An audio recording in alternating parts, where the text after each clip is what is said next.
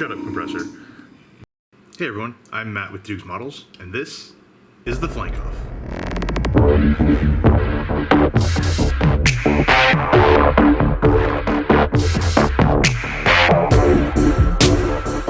Okay, so this is a bit of a Rip Van Winkle moment for me. A few weeks ago, I started shooting video on the missiles that come with the Great Wall Su-35. Well, I was kind of doing other things with the engines and the stabilators, and it's been a few weeks, and so now I have no idea where the fuck I was and what the fuck was happening. I know that we kind of walked through the advantages of the single-piece missiles, but then some of the pain in the assness of the seam lines, the mold seam lines in them, as well as the fact that several of the missiles, particularly the R-73s and the R-27ER and ET, had mismatches with the pylons in terms of how they synced up, which from what I have learned since is apparently an issue of basically bad math. They carried over those missiles from the MiG-29 kits, but the pylons are different or something like that. And so because of that, you have, somebody made a slight rounding error or something like that, and you have the mounting posts and the holes on the missiles off. Shit happens, right? So that's that. That has been addressed. I would also note that where the fuck is it? The R-77s, these little guys here, don't have that problem. However, they did have these tiny little dimples for mounting to their pylons, which is its own pain in the ass, but that has been sorted. So anyway, I'm going to flip the camera back around to the bench down here, and let's kind of carry on with the missile party. So to recap real briefly, the Great Wall kit gives you basically 4 different types of missiles. You have the R-73, this little guy there. You have 2 different R-27s, the ET and the ER. And you have the R-77. That's it. 4 basic types of missiles. They're all air-to-air, so you kind of miss out on some of the air-to-ground stuff that the Su-35 has been packing in actual operation. So, to add a little bit of drama and fun to the proceedings, in addition to these missiles, I am planning to add these big-ass KAB 1500s that I have yanked out of the Kitty Hawk kit. Now, they're not perfect. They don't go together, anywhere near as well as I would like, but they do go together. And they've got, some moderate cleanup needs here. Some of the areas around the fins are a bit wonky. This end cap here needs just a little bit of help. And up here you can see where the head comes together, there are some gap areas in the fins. Now there's also these things, which at first look like just random sprue nub remnants, but if you look at actual photos of these things that are on there, I think they're much more detailed than what Kitty Hawk has given us. Now there's still a bit more to go on this, and I wanted to just bring this into play to point out Kitty Hawk's ongoing frustrations. So we've got let's move this guy up a little bit. So you've got the seeker head right here, right? No big deal there. It needs to sit at sort of a drooping angle on the ground, so it will sit at a kind of drooping angle. Then you've got these little end cap pieces, which, if you look back here on the fins, they fit in here and they give the fins this nice chunky thing at the end. But look up in here at the wonderful ejector pin marks right in the fucking middle of that space. Why? Now, I think I can get in here with the micro chisel just barely and be able to hack those pieces of shit out of there. But this is one of those things where it's just, again, from a molding and engineering standpoint, couldn't there have been a better way of doing this? I mean, if nothing else, maybe mold, you know, an extra piece on here that has to be cut out. But, you know, there were sprue gates right here, sprue gates over here that I have removed. I mean, there's all kinds of space around here for ejector pins, not right in the fucking middle of the actual space where these will glue onto fins. It just, you know, hell, I would have rather had them on this face because at least this face is flat and it's pretty easy to deal with. It's getting into these little nooks and crannies to remove this shit that gets tedious fast. But these are some big cool bombs, so sure, I'll suck it up and deal with that. Okay, now let's get on to the next bit of fun here, which is essentially Pylon madness. Now, something about Russian aircraft, I'm not sure what the deal is, but you have essentially, sorry, this is getting ahead of myself a little bit, but you have essentially these little sub-pylon launcher things for individual missiles, right? And then you've got these wing pylons that are what everything kind of clips to and holds to. So you basically have 2 pylons per pylon, and it's a matter of not only joining the missile to this pylon, but joining this pylon to one of these pylons, and then joining this pylon to the wing. So there's a lot of joining that has to happen. Hey look, a spider. Goodbye. Okay, so because these things were all fucked up, I mean, you can see there the original mounting holes, which just didn't work for anybody at all. What I have done is I have gone and I have drilled new holes. You can see one right here, just barely, and then one back here between these 2 little brackets where everything mounts. And then I went in and drilled out and put in some brass pins. So working around these fins is interesting to say the least. Alright.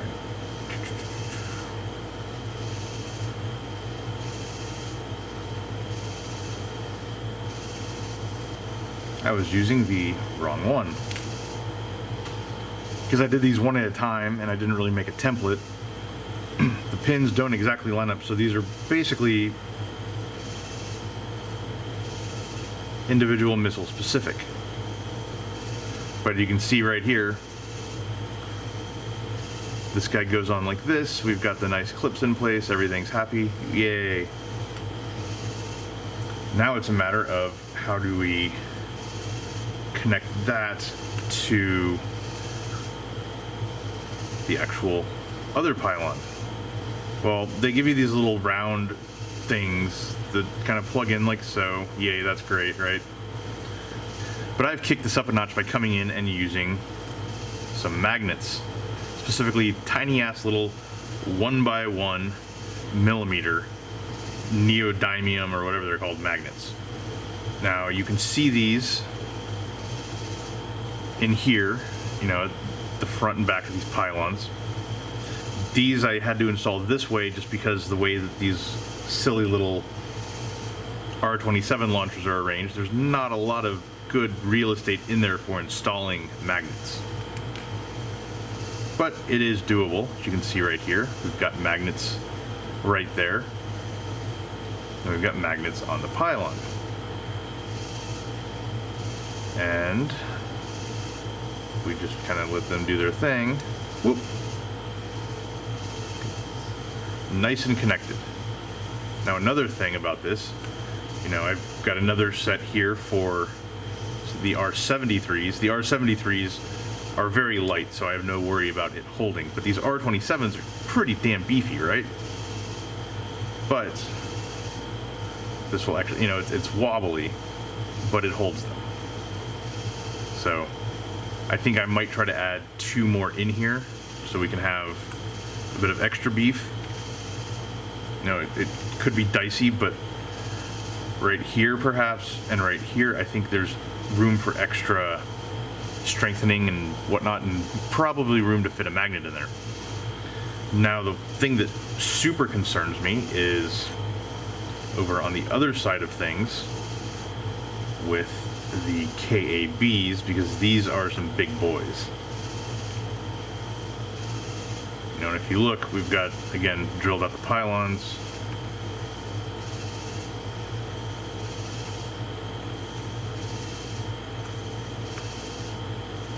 Everything sits like so. Now I also drilled out here the anti-sway braces. I'm going to put some little wires in there closer to the end when everything's said and done. And obviously this one, because it's Kitty Hawk, doesn't use that same nifty little, you know, half circle doohickey there. So on these pylons, I have removed those. They're all gone. So this, you know, it does sit together like so. Move back a little bit so it matches up. You know, it sits on there. I am worried that 2 magnets would not be enough to hold this. So with this, I am considering probably having some safety holes in here for pins just in case.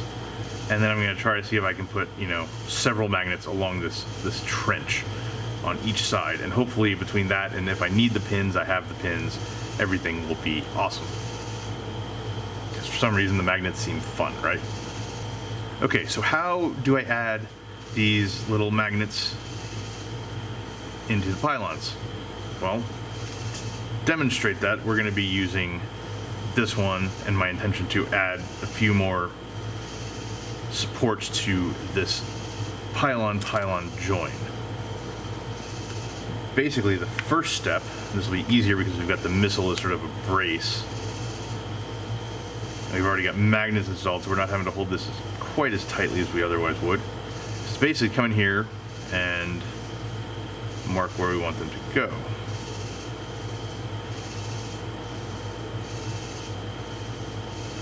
So I think right there.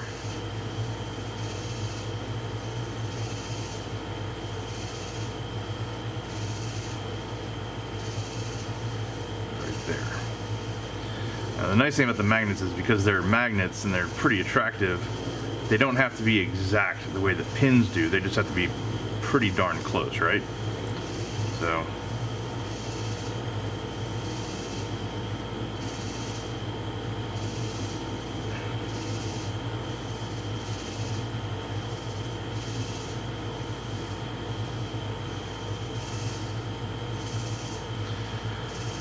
mark the locations like so.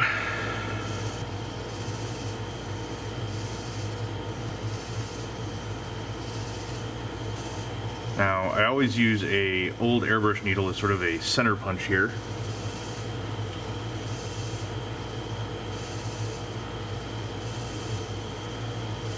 This keeps the drill from wandering.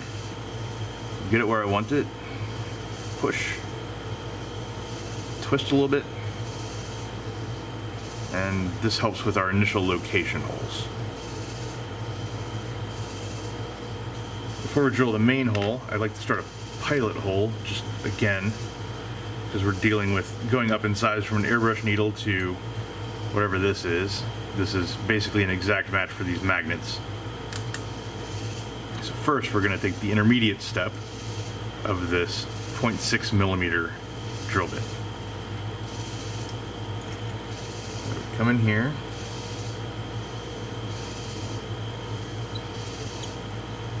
Now we don't need to do much. We don't need to go very deep. This is enough basically for the other bit to grab into. That's it.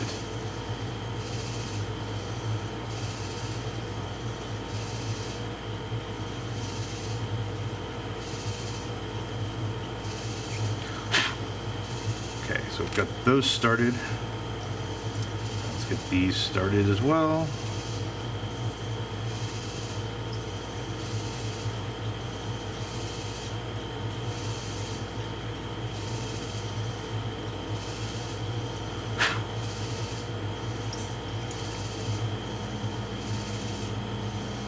The only real frustrating thing I think about the Great Wall kit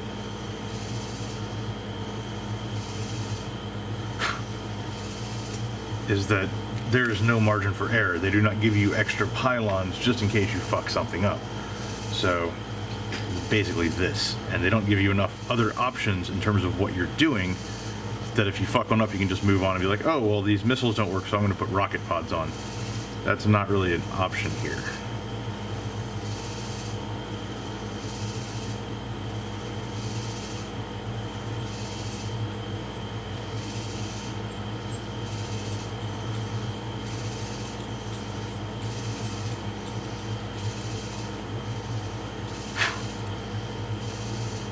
You can see now we've got a nice hole going there. Now this is when it's a good time to... Hey, stop rolling.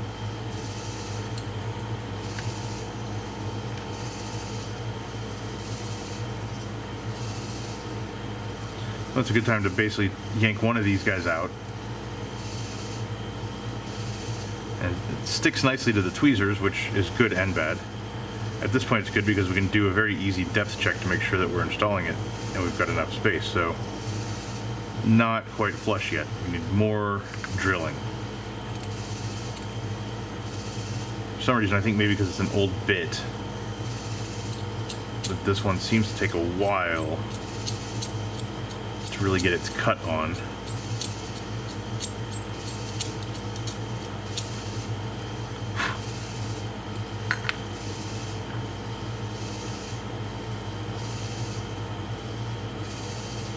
Yep, still sitting proud, which we don't want.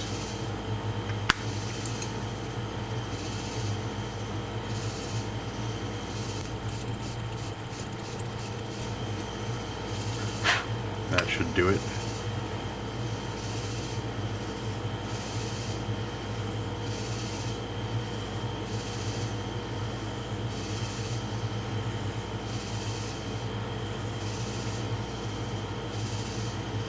Yeah, it's not quite there yet. This is the tedious part.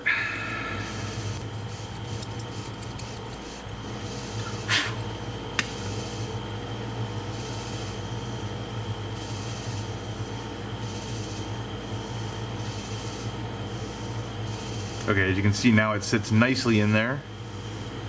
It's not sticking up proud. So we can go ahead and move on to the next hole.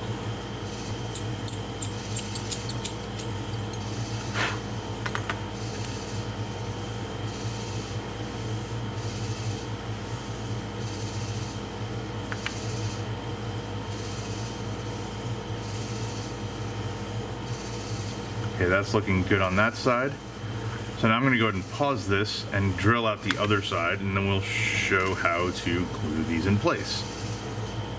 Okay, so now that we've got the holes all drilled out, it's time to go ahead and install these fuckers. The first batch is always pretty easy. So basically got a hole and a bit of super glue. Super glue in the hole, a bit more than that I think.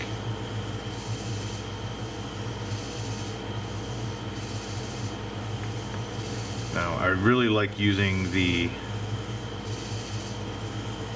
Loctite Ultra Gel CA for this.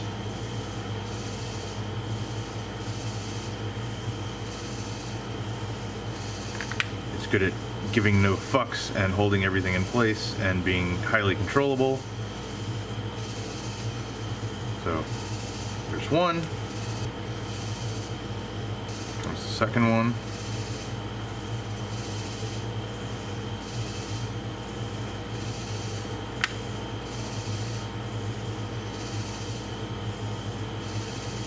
Toothpick here to kind of smooth out any CA that gets all over the place. Okay, so now we've got these two installed. Now the trick is installing the other two, because if you get them turned around the wrong way, instead of attracting each other, they repel each other. And ain't nobody got time for that. So the simplest trick I found for this is to go ahead and load up another one of these onto the tweezers. And what we do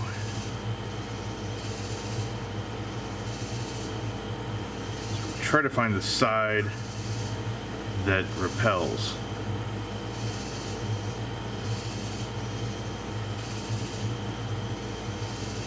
Which is not that side. Yeah, let's see if it works this time. Okay, so once we have the repelling side figured out, well, that's the side that you want to glue down, not up. So we've got that one sorted. Go back to the glue.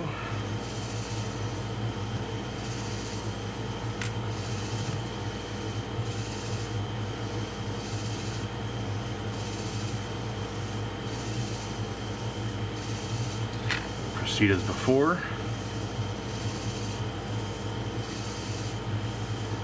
Voila. We got one more of these to do. Okay, so this time we're testing this one up here.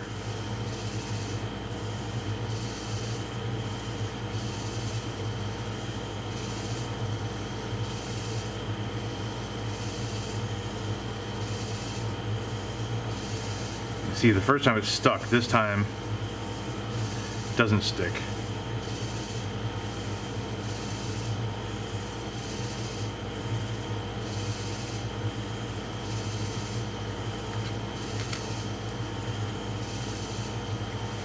Except when you lose your place and you have to do it again. Okay.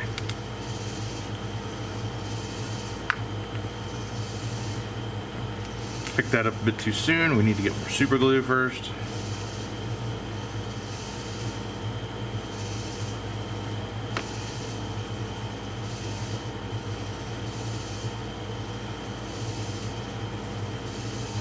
Like so.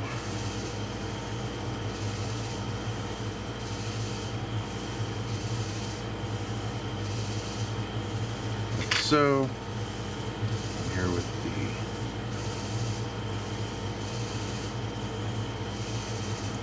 and like so. Now, let's go ahead and retape this guy back to its missile. Doesn't have to be perfect, just has to be good enough to hold this all up together like that. And then we've got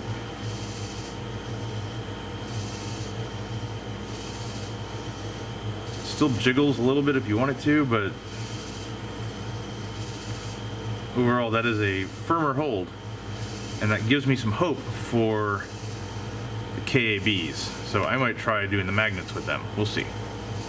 So after drilling a shitload of holes and installing a shitload of pins and magnets into pylons and missiles and whatnot, we finally got everything primed. Now, the one thing that is not shown here are the wingtip P-72 launchers for some of these R-73 missiles because they're already painted. What we have are essentially the balance of the rest. And these are a bit interesting because for some reason Russians love these launchers on top of pylons, and they're all a little bit different. If you look at pictures, they're all different. Some are white, some are, you know, the color of the aircraft, some are gray, some seem to be like a silver. Keeping track of that is a real pain in the ass. So, for example, if we take one of these, I believe is an AKU 170. It is supposed to be white, at least per Great Wall Hobbies instructions. Whereas this P27 business up here, one of these, is supposed to be Guns C32, which is actually Japanese gray. So I believe that's the same gray that they have us trying to, or have us using for like the landing gear and things like that. I will have to double check, but it's essentially some kind of a gray. These over here are a dark gray-ish. I think there's room to play. Looking at the actual ordnance itself, the R-73s are white. Just nice, straight-up white. The R-77s are also white. Great Wall would have you use radome on the missile radome, but honestly, I've never seen one look like that. I've seen some very slightly grayer tips, but I have not seen, you know, the sort of cream yellow radome tan type color. Now, moving on to these big ass R27 ER and ET, a little bit of stuff being on the tip. Again, I'm not sure I buy the radome thing. I do buy this because I've seen the, you know, the actual sort of darker gray on the nose, but it usually matches or comes pretty close to matching the fin color. So, you know, we can play around there too, I think. Pain in the ass on these is going to be these fins, because you can see that is some. I need to get my. Here. You can see that is going to be some intricate masking that has to take place in there, particularly in these forward fins where we're not even painting the whole thing; we're just painting part of it. So, yay on those, and then of course it's always fun masking off a cone-shaped section on the front of a cylinder. So I cannot wait to paint these. Now, the other fun one are these giant KAB, I think they're 1500s that I stole from the Kitty Hawk kit. Oh man, first of all, they are a bit rocky. The surface, it's probably hard to see through the camera, just given Kitty Hawk's, or given the nature of the blackness, but you know, these seams are still present despite filling and sanding and all that. And Kitty Hawk's plastic is so soft that it's very easy to leave scratches even with fine grit sandpaper, and removing those is interesting. So these may be primed, but I think they've still got more work to go before they're ready for fun. Then I have to worry about keeping all these pylons straight, which I've kind of given up on at the moment. I try to do them more or less similar, but yeah, I just know that when I go to install them, there's going to be some extra pain. Anyway, in terms of how to proceed, well, I know for a fact that I've got my marching orders on what to paint the R73s, R77s, and most of the R27E, RET things, and that is a white shade. So I'm going to go ahead and knock that out, as well as there's, which one is it? These guys are also a white shade. I'll probably vary it up from the shade of the actual missile itself. So I've got that to play with, and then I've got these other ones that I can start making various gray colors while I fill and repair these fucking bombs, which, why did I choose to put Kitty Hawk Ordnance on the Great Wall kit? Stupid. Okay, it's time to start painting some shit white. Now for the R73s, I'm going to start out with some Mr. Paint Insignia white, which is a very slightly not white. A little tiny bit dirty. And since we're not really going for a lot of modulation, variation, instead of pulling out the PS770, I'm going to do these with the HPC Plus.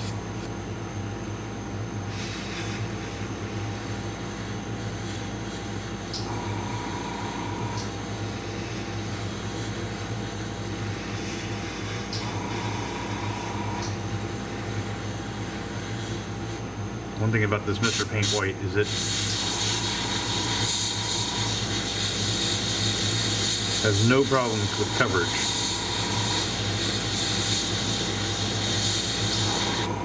Builds very predictably.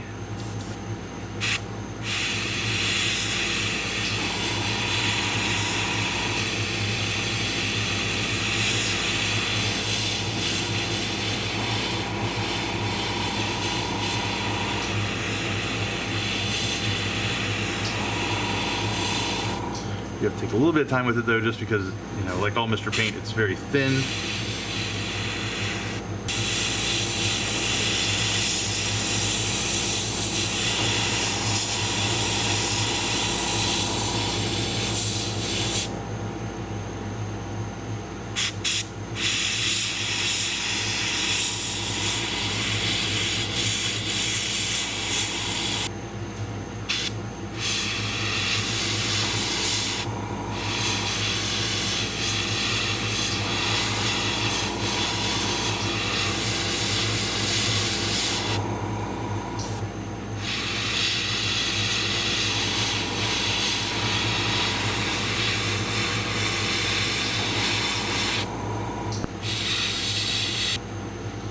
Now for some of these,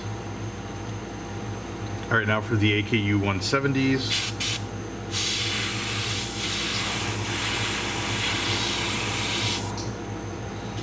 Okay, so one of those is down. I need somewhere to put this because I need somewhere to put this because, you know, it's got a lot of paint on it. So, hey, magnets.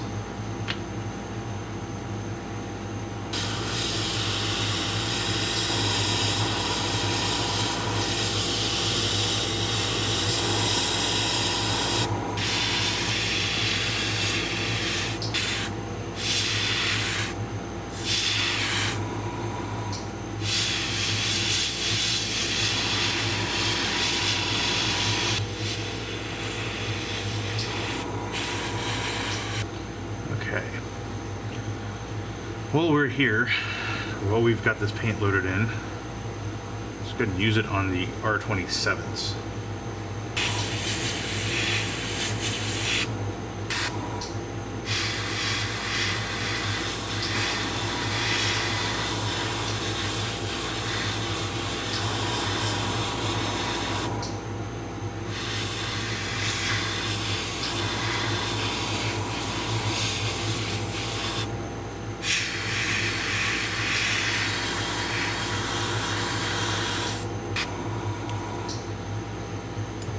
I'm dry, but I'm going to go ahead and pause and keep painting these, and we'll come back when we're in a better place.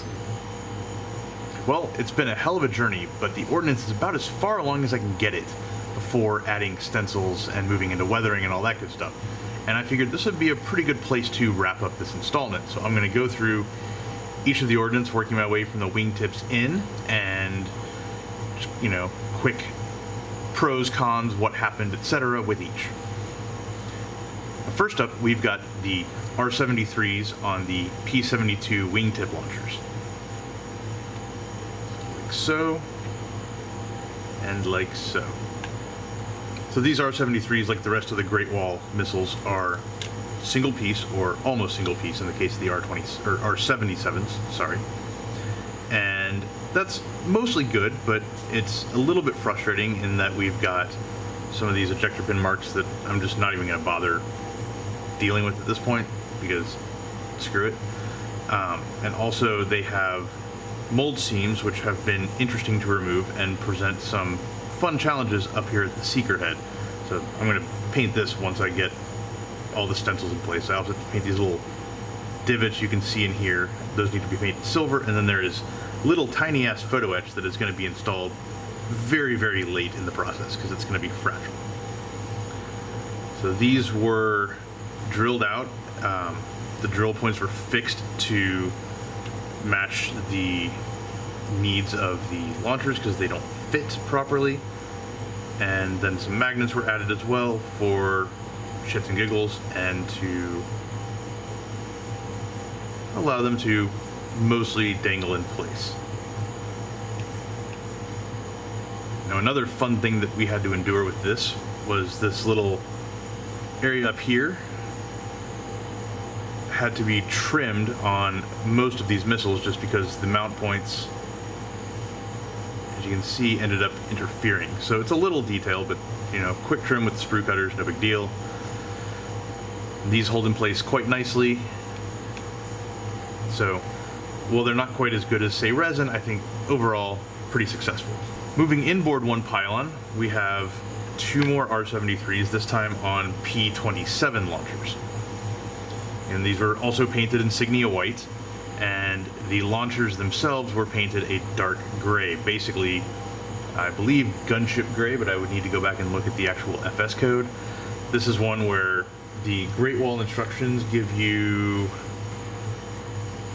what is it, C32, which is some dark gray essentially. And so going off that and going off reference photos, yes, there are certainly instances where these launchers are dark. So I followed their lead and went with it. And again, we've got pins right here, and then we've also got magnets. So combination of pins and magnets provides a nice degree of stability. These things don't move once they're on here, and that is quite welcome. Moving inboard, we've got the R27 ERs, the radar seeker on them, and these are mounted to APU 470 launchers.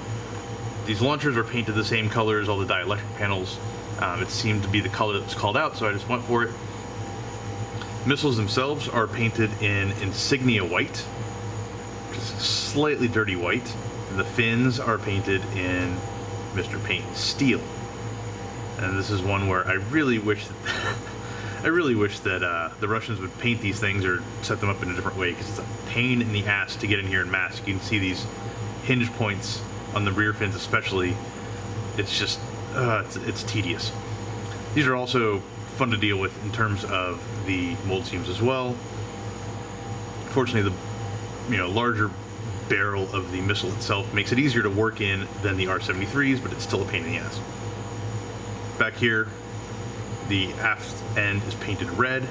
I saw this late in the instructions and was hoping it was not the case, but then you look at the reference photos and sure as shit it is the case. Now the radome of the missile itself up here is painted in Mr. Paint clear doped linen, which is MRP 256, and it's a slightly dirtier, yellower white even than insignia white. So the differences when you see these things in reference photos is very subtle, and I wanted to maintain that. What else have we got? So these things are only secured by pins. There's really just the way they mount. It's, you know, you can see right there, nice mounting locations for these pins. It's not really feasible to put magnets in there as well because, as you can see, these kind of sit a little bit dangly, and push down a little bit and probably glue that in a little bit just to get to really seat in there. But yeah, and then this is before I decided that the stability of pins plus magnets was a good thing, so this one at least only has magnets. This one I added some holes for pins, and the pins are in the actual main pylon on the aircraft. While we're on the topic of R27s, let's go ahead and look at the R27 ETs as well. These have a different seeker head arrangement, but otherwise they're pretty much the same. And these are going to go up under the center line, so they're going to be mostly hidden from view, so I don't quite give as many fucks about them. Now, the one real nasty thing about these was painting these seeker heads, because they are sort of like a gloss gray on this little shallow thing. And I fucked it up a little bit. You can see it's not quite level there. But the way that I did this is I took one of these gloves and I shoved it through my punch set, punched out a little hole, and then basically stretched the vinyl around that shallow area, then just hit it with some Mr. Paint. And this is the same dark gray as these pylons. Now for the most inboard wing stations, I am going to be using some Kitty Hawk armament. Perhaps against my better judgment, we'll see. These are the KAB 1500, I believe. KAB 1500Ls, they're big-ass laser-guided bombs. These are also Kitty Hawk pylons, because the way that the pylons work on the Great Wall kits, they have those little mechanisms that come down as essentially semicircles, and they kind of mount into these. Well, that doesn't quite work with the Kitty Hawk stuff, so I had to take the Great Wall pylon, slice off that thing, and then adapt the Kitty Hawk pylons to fit. And these, as you can see, have a lot of holes for pins and a lot of magnets, because they are substantially heavier than the missiles. Now the actual mounting areas in here, I am also using a mixture of, it's hard to see them, but you can see one back here, and there's one kind of tucked in up here. So I have a combination also of magnets and pins. Again, the magnets will hold things, but they tend to hold them in a bit of a shaky fashion. So magnets provide the attachment, and the pins provide a bit of stability. Now on the reference photos I have of these things, they look, at least in one of them, dirty as shit. So this is going to be a case where these are painted this sort of dirty gray. I actually believe I put in some sort of like khaki color in here to warm them up and give them this kind of grungy gray look. And once the stencils go on, they will be dirtied up even more. Lastly, on the intake mounts, we have some R77s mounted to their AKU 170 launchers. Now this is another case of trying to play with different whites to get some different tonality into these. The AKU 170 launchers themselves are insignia white. The missile bodies are just straight up white. And then up front here we have, I think this is light Arctic gray. So it's, you know, a very slight difference, but it provides, you know, some good visual interest. And then on the fins back here, these are Vallejo metal colors, I believe magnesium. So that is that. Now these all attach mostly with a combination of magnets and brass pins. These notably are just magnets because the mounting locations on the intakes are extremely shallow, and so there's not really space to do pins properly, in my opinion. But these hold well enough, and I think with a little bit of just maybe a couple dabs of glue in there as well. These things will be locked in nice and solid. Now, one thing that I missed as I was going through all these, if you look very closely, let's move the 77s out of the way. If you look very closely in here at the mounting pylon for these KABs, I've gone in and I've drilled out tiny little holes in the sway braces here. And what I'm going to do is I'm going to take some very, very fine lengths of metal wire, and essentially once this is kind of done and locked down, I'm going to come in and stick those through there and attach them to the bomb itself. So a nice little detail. So here's the full slate of painted ordnance, and it's been a surprising slog to get to this point, but I think they're looking pretty decent.